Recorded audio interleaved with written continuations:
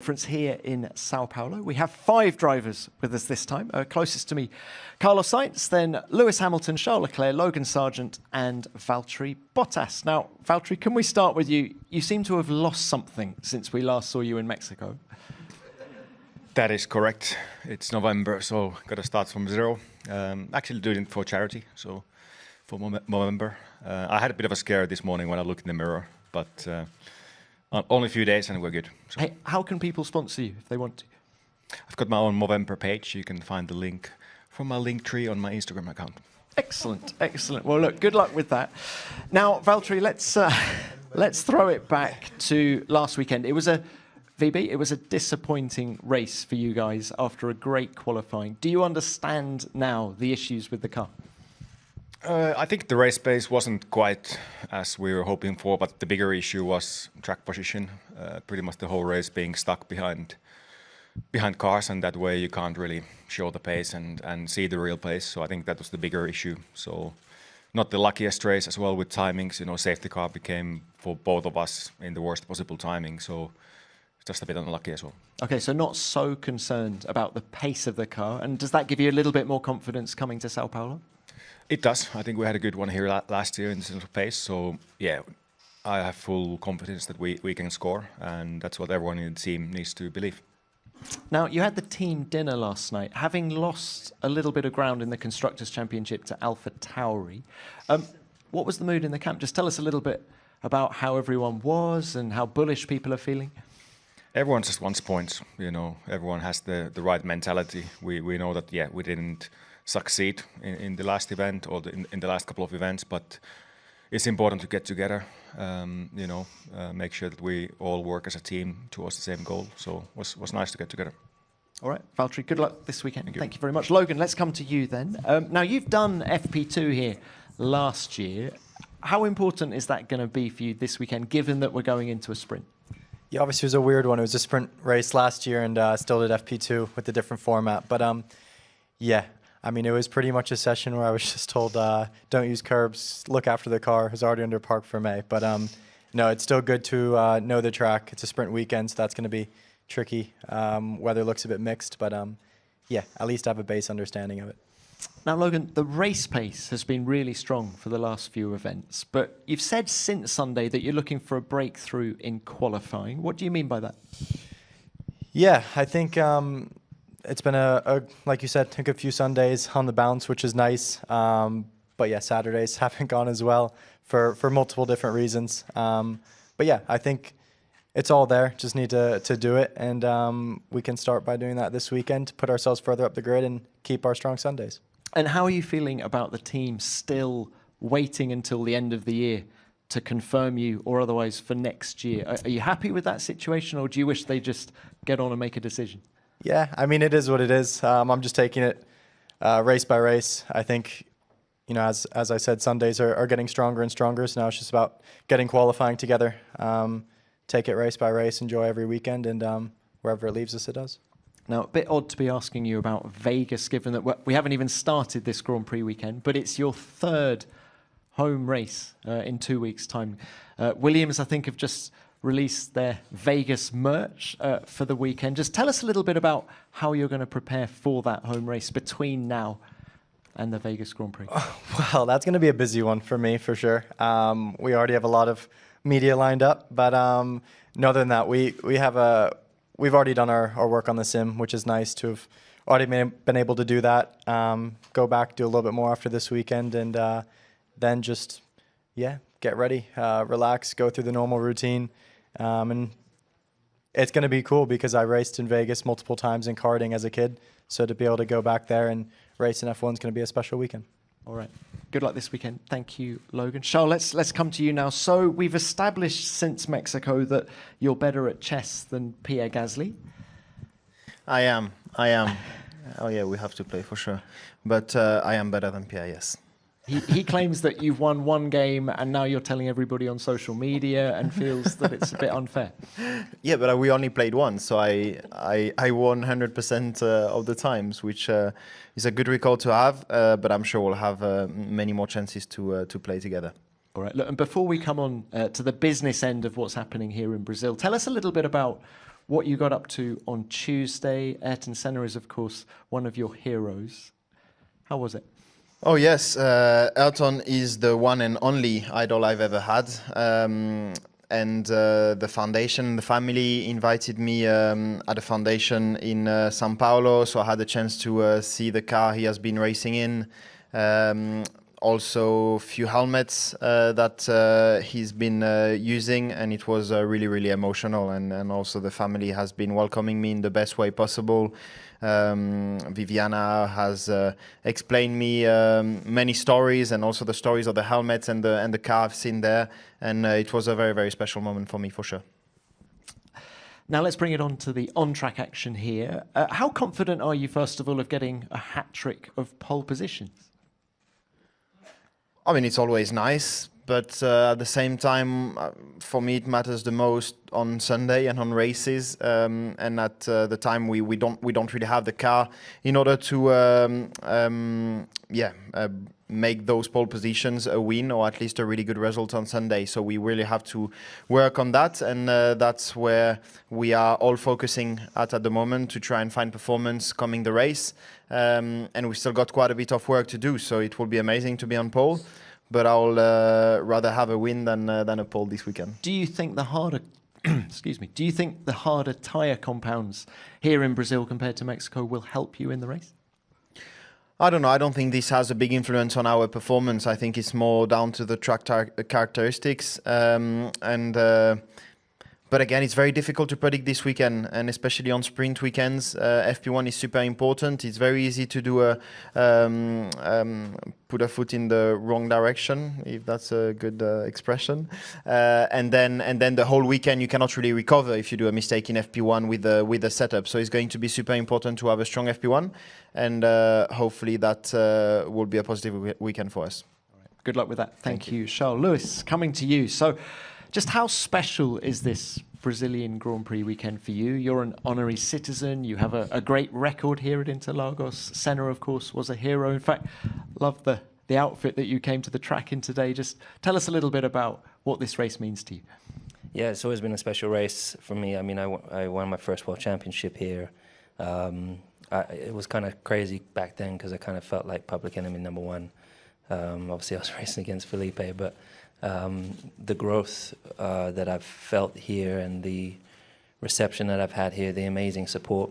But I mean, just as a kid, growing up at home, being a fan of football, for example, always loved the Brazilian colors. Me and my brother would play FIFA, for example, and he'd always take the UK, England. So I'd always take Brazil. So, and then there was Ayrton Senna, as Charles mentioned, just such a big hero for so many of us.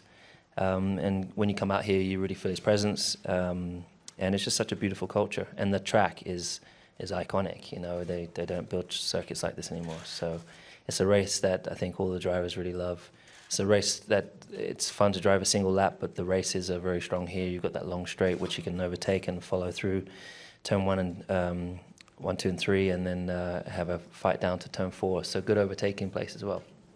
And given your podium last weekend, given the pace of the car here with the 1-2 last year, what are your expectations for this weekend? I don't really know. I think expect the Red Bull to be very fast, as always. Seems to work pretty much everywhere except for Singapore. And we expect the Ferraris to be quick. I hope that our car works well here like it did for example, for Austin, but you could just never predict it could be bad, it could be good. So we're just trying to prepare the best way we can. And how do you see the fight in the Constructors' Championship between Mercedes and Ferrari? You've got the advantage by 22 points at the moment. Yeah, it's a really fun, enjoyable battle. These guys did a great job in qualifying in the last race, but unfortunately we were able to leapfrog them. But I think it's going to be close in these last 3 races. So it's going to just take all hands on deck to stop these guys. All right, Lewis, best of luck. Thank you very much. Carlos, thank you for waiting. A bit of golf chat before we get into the real business. How are your preparations for the Netflix Cup coming along? Yeah, all good. Yeah, I'm playing as much as I can, but not as much as I would like because of how busy we are with the F1. But yeah, hopefully next week I'm getting a few rounds in. I'm gonna go on holiday for a week before Vegas, staying out in the US and then flying there. So by the time I get there, I'm hoping to be a bit warmed up for the match. Can you give us any details? Who's your teammate? I've been told, but I think I'm not supposed to tell you. I would be revealing something that Netflix wants to reveal. So it's not Lewis. Is it not Charles? Is it Logan? Is it Val? No, I'm playing with a pro golfer. Yeah. So that's, but I think, I don't want to screw it up. I think Netflix might want to announce that themselves. All right. Although maybe they're there. Maybe can I? Okay. Crack on. The floor is yours. But look, let's pick up on that constructors battle that Lewis was just talking about. How do you see it between Ferrari and Mercedes? I do believe Mercedes has a bit the upper hand, no? Mainly because they are heading the championship, and 22 points is quite a bit. And also, given that points are done on Sunday, and that's where the Mercedes comes stronger, and we are the weakest, I think for sure they have a bit of the upper hand, but at least we're managing to keep the pressure on, and they cannot afford to make any mistakes because we're there to capitalize on them, no? And it's a fun battle, like Lewis said. We're always very close to each other in the races. Normally it's them chasing us or overtaking us in the race, and hopefully we can revert that in the last 3 races and at least not get overtaken and manage to finish ahead, because that's where the points are given. Let's follow up from what Charles was saying about the race pace of the car. How do you assess the performance on Sunday? I think we simply have a bit of a weakness there. No, it's been there all year. We always tend to do better in qualifying than we do in the race. Then we have the inconsistency of the stints. There's some stints during the year that we've been very good in the race, and then other stints that we've lost out a lot, depending on the compound and track conditions and the way we treat the tire. So we just simply seem to be a bit less consistent in that front, and that's where we are putting all of our efforts into these last 3 races and going into next year to see if we can manage to change that deficit that we have. All right. Thank you very much to all 5 of you. Let's open this to the floor. Name and publication. Naomi. Naomi Schiff, Sky Sports F1. My question is to all of the drivers. I asked the same question to the last group of drivers that were in here. We're heading into the last and final sprint of the season. There were some mixed feelings about it, both on the grid and off the grid. I'd love to get all of your reflections on it. Valtteri, we haven't heard from you for a while. I like the sprint always. I've never been a big fan of 3 practice sessions. I prefer to have 1 and then straight to action. So that's the nice side of sprint weekend. Obviously, there's always things that could be changed. Example for us as a team at the moment, unfortunately, it is only top 8 that can score in the sprint. So most often it's a bit of a long shot at the moment for us, which is not ideal, but of course it depends in which car you are. But other than that, I'm more than happy to do a sprint. Logan, please. For me, it's not preferred. I think 1 is a rookie. It's nice to have the 3 practice sessions, but on top of that, I just feel like Saturday is a bit of a standalone day that doesn't offer a whole lot, as Valtteri said, if you're not in the top 8. So, I prefer a normal weekend. I quite like it. I like the fact of having only 1 free practice session. I don't think we should have more than 6 sprint weekends over a year. I think 6 is good. But to have 1 free practice and go straight to qualifying is something I enjoy. I think the Saturday could be changed and improved. But I really like the Friday. To not have 3 free practice sessions is really long, and sometimes it can get a bit boring. We always go through the same program. So I like the fact of having only 1 free practice and go straight to action with qualifying. Yeah, I feel pretty much the same as these guys. Saturday is kind of not the greatest of days, but I like the single practice session straight into quali. I think we can learn. I love that we do have a different format rather than just the same 3 practice sessions and then the quali and the race. But the best sprint race I ever had was when I started last. And so I'm in favor of the swapping order, except if we had that, then everyone would just try and qualify last. But I think you know, maybe it should be a little bit longer, the sprint race, because it's only like 19 laps or something. Yeah. Carlos, reverse grids? Yeah, I wouldn't mind. I think right now, I agree that 6 is enough. I agree that Saturday is too revealing of what's going to happen on Sunday, which is basically the first stint of the race of Sunday, what you're watching on TV, and this doesn't help, I think, the show for the main race, that is the Grand Prix. So, yeah, arrived to that point, you better try something else on Saturday. Is that reverse grids? Is that single lap qualifying?